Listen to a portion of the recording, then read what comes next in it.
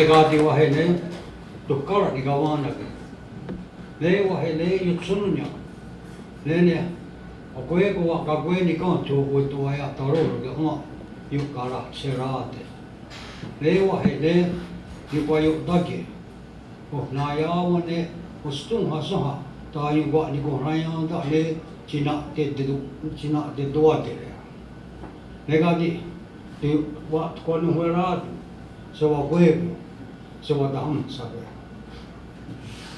My name is Ateronhiatakon. I come from the Mohawk community in Akwesasne. It's near Cornwall, Ontario. I grew up there. I come from a large family, and my parents dedicated our traditional ways to us, taught us what my brother was explaining. I'm just really happy to be here tonight. You know, it was a challenge getting here. This city of Montreal, I don't know how you people can get. We took so many wrong turns. We even crossed this great big bridge. We were on the other side of Montreal before we realized where we went. But I'm glad we're here. Karoniaktajeh Louis Hall. I met him when I was already an adult in the longhouse. And I'm telling you, a man of peace, a man of integrity, a man of calm, an amazing, powerful person, the ability to listen. Karoniaktajeh was a good listener. And when it was his turn to say a few things, he said it directly. I want to tell you, our language has gone through a very rough time. Some of us are fortunate enough to have grown up in the language right from birth. That's our first language. Many of our adolescent children don't have that, but they're trying their best. They're going back. They're learning. Karoniaktajeh had this amazing vocabulary. I'm telling you, in the language also, because of our tradition, because of our ways, the vocabulary of our ceremonies, our traditions, our meetings is very different than the everyday vocabulary that we speak to one another in the community. So it's very difficult. Our young people are struggling to get a handle on that. Ya te ka wana ke wantore ne aho di ni ko rayonda o wanagayo.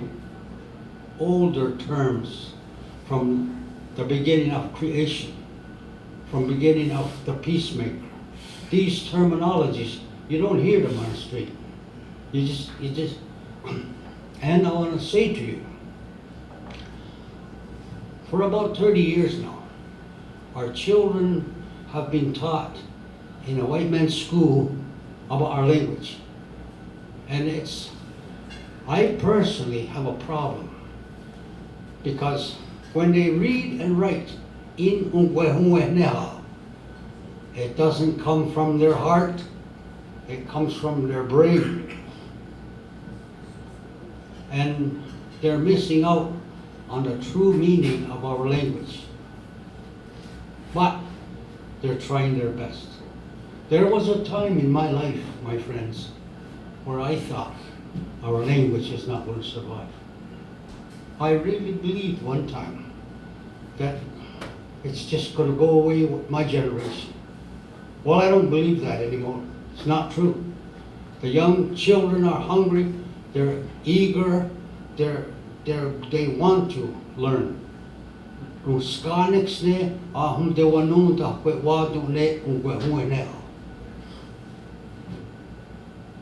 And that was the beauty of Karoniaktajeh Louis Hall.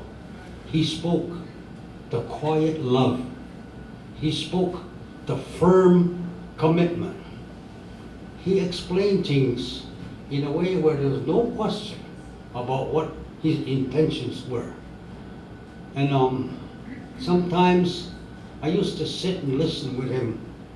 We'd sit there, and him and I would be listening to the dialismo, men leaders, and the women leaders, and he just had this patience about it, you know.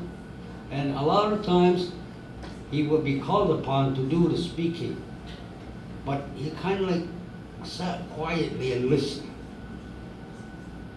That really, I really learned a lot from that. He did a lot of good things. Karoniaktajeh was a powerful example of what is it we need to do to retain our territory, to retain our governance, to retain our sovereignty. He was the one that you could go to, for example. He can show it to you, tell you. His books, there's several of them. He worked with other people to try to accurately write our Kaianere'kó. In English it says the great law of peace. I personally call it the great way of being nice. Karoniaktajeh and others. There were anthropologists and people of study who quoted or at least translated from some of the traditional people starting about maybe 70 years ago. But they just didn't get the essence. They just didn't get the true value of what these beliefs are, our understanding. We don't separate our constitutional understanding from our way of life. We believe it with our heart, with our mind, and our relationship to the Mother Earth. And Karoniaktajeh was one of the nicest ways to sit with and talk. You know, would you believe it?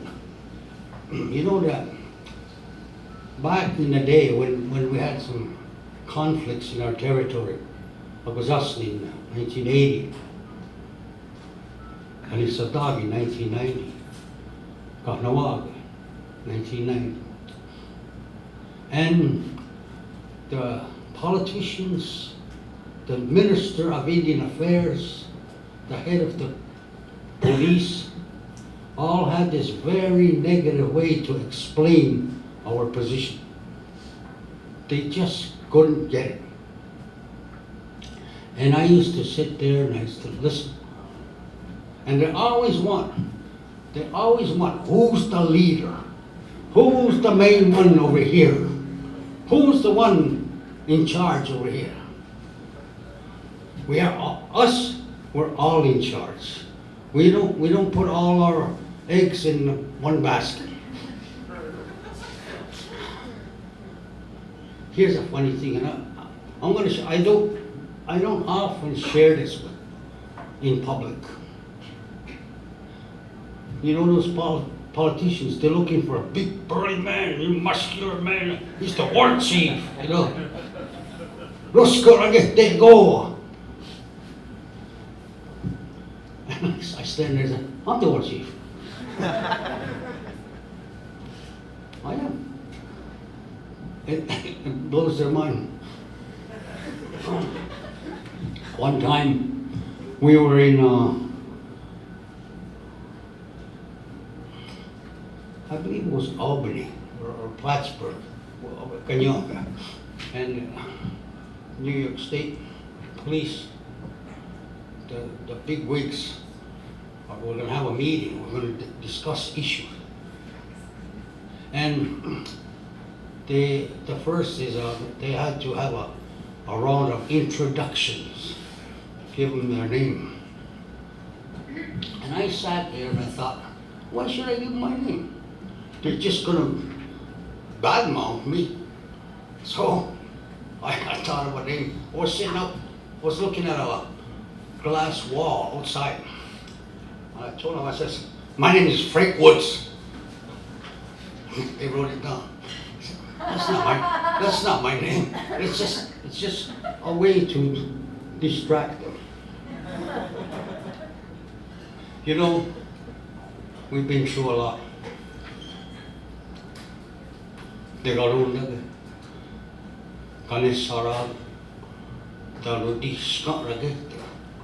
We've been through a lot. We had to take a position where it was not, even many of our people didn't understand. Because it's easier to do things in the American way. You can buy and sell in their way. Us, we don't. I want to take a moment and acknowledge those that have gone home before us, who stood up to be Rodis. They deserve an honoring. They deserve a recognition. And in our hearts, they have that. They got the 20 gawan na gawa gane ne.